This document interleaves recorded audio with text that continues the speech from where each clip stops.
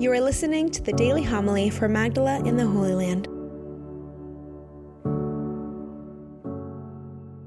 A reading from the Holy Gospel according to John. Glory to you, O Lord. When Judas had left them, Jesus said, "Now is the Son of Man glorified, and God is glorified in him. If God is glorified in him, God will also glorify him in himself, and God will glorify him at once. My children, I will be with you only a little while longer. I give you a new commandment: love one another. As I have loved you, so you also should love one another. This is how all will know that you are my disciples, if you have love for one another." The Gospel of the Lord. Praise to you, Lord Jesus Christ.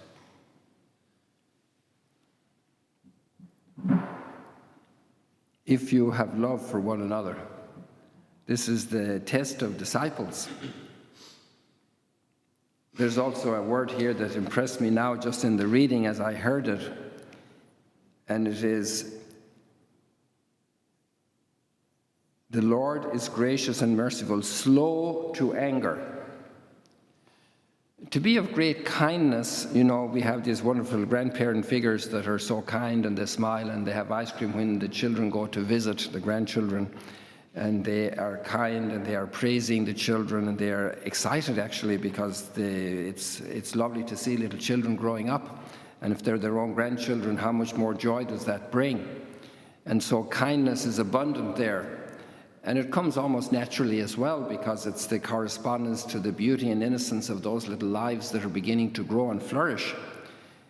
But maybe it's harder to be slow to anger. We have moments that are difficult. I actually, this morning at breakfast, was talking to some people who were visiting here.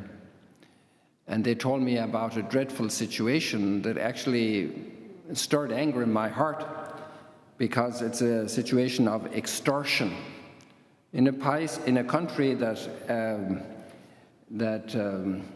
prides itself on being incredibly avant-garde in many, many areas, in many aspects, and the extortion that's done illegally against many different enterprises in that particular country is very difficult. And then I just noticed a message from another country that is very dear to my heart, that I know very well, and there